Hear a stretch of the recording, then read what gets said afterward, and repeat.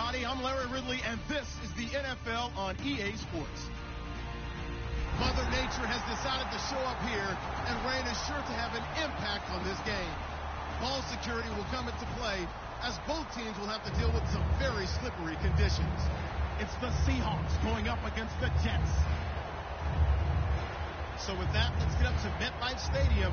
Standing by for the call, here are Brandon Guyton and Charles Davis. All right, Larry, EA Sports coverage of the National Football League is on the air. Today, it's Week 4, and we've got what should be a great one here between the Seattle Seahawks and the New York Jets.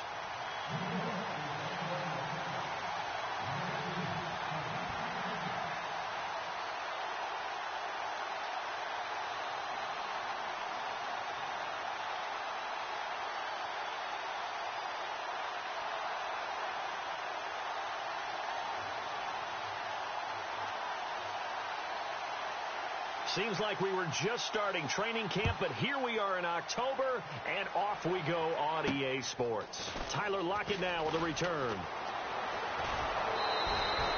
When we spent our time talking to the coaches prior to the game, they emphasized that they wanted a quick start to begin things. Most of the time you think about that on the offensive side of the ball, but in this case, it's the special teams that provide that quick start.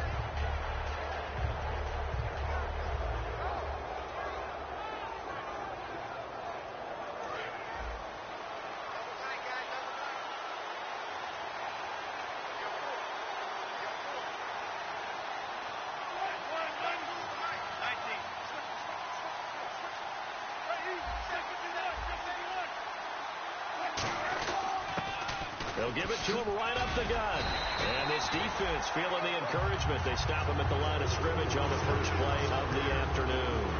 And this offense often hinges on one of the best tight ends in the league, and that's Jimmy Graham. I think he made up for lost time when he got to the NFL because in college, he was mainly a basketball player, a defender who couldn't score. Now he's flipped it around in the NFL. Every time he touches the ball, he's a threat to score. So 2nd and 10 here.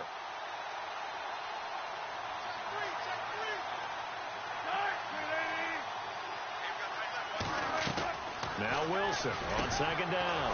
He hits Jermaine Kearse. That one goes for 13 yards, and it moves the sticks.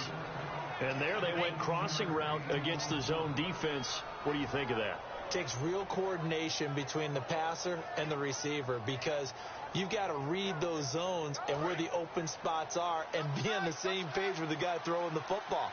Because sometimes you're throwing it in front of the zone. Sometimes you're throwing it between the zones. Sometimes the receiver's going to just kind of find a spot and what we call sit down and present himself to the quarterback and throw it there. It's a tough read, but when they're in sync, it's really effective. Now they'll run it on the toss. And able to push his way forward here for a good little gain. And give him 4 yards there. It'll be 2nd and 6.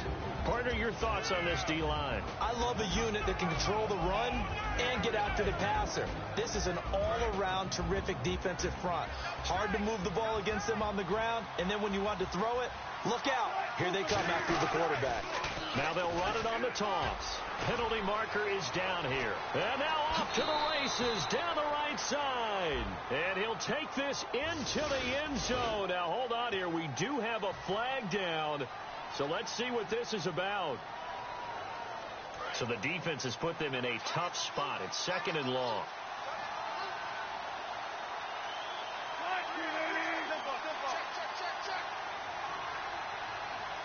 In motion is the tight end, Graham.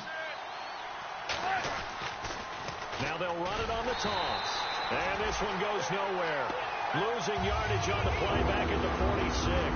It's a loss of 2, now 3rd down. When Leonard Williams was picked in the 2015 NFL Draft, I compared him to Merlin Olsen. And I got a lot of grief about it. Did you just see that play there? Did you see how he made that move and made that tackle? That was Merlin Olsen-esque there. I just perked up when you said Merlin Olsen. Yeah, a lot of people say, hey, that's too much, too far, and maybe it is early, but I think this guy has a chance of fulfilling that.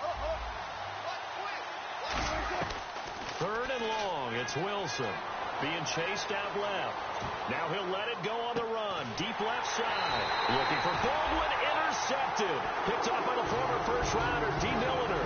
Well, I'll tell you, Brandon, this ball is intercepted, but it is third down. So the silver lining is that since this is so far down the field and there wasn't a big run back associated with it, really this kind of works like a punt.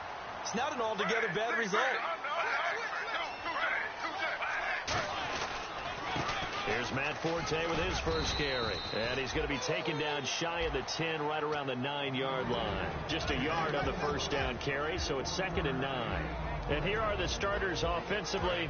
And one of the wideouts, Eric Decker. Remember when he came out of school, out of Minnesota, many thought he was nothing more than a number 2 or 3 receiver? He's proven everyone wrong. He's a guy who's a high-volume catcher and a terrific player downfield. No gain on the play there, so that doesn't help. Now they're looking up at a 3rd and 9 situation. And a look at Seattle's defense. Michael Bennett is one of the best pass-rushing defensive linemen in the game. Normally plays defensive end, but when they go to those nickel packages and he works inside, look out, offensive guards. You got a problem. Taking a shot here for Marshall. That's going to be knocked away and incomplete. Brandon, what we just saw there is something we hear from coaches throughout the league. How are you going to defend what they call the moment of truth ball, meaning a 50-50? The ball's in the air, defender's there, receiver's there. Who's going to make a play on the football? And in this case, the defensive guys actually got it done and knocked it away. Returnable for Lockett.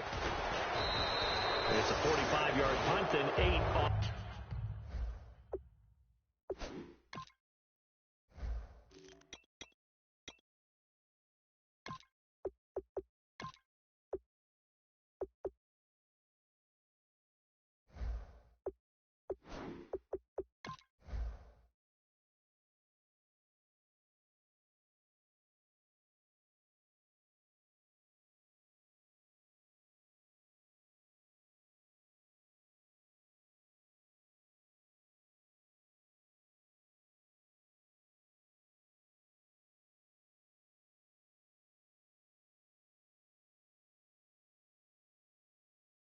On the return, and the offense will come back onto the field with a 1st and 10.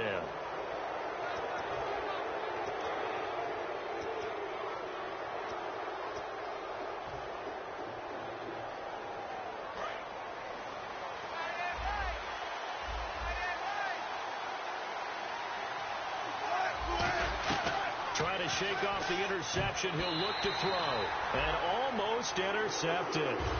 It would have been his 2nd pick of the game. Instead, it'll be 2nd down. Offense looking to avoid a 3rd and long. It's 2nd and 10. They'll come out in the pistol.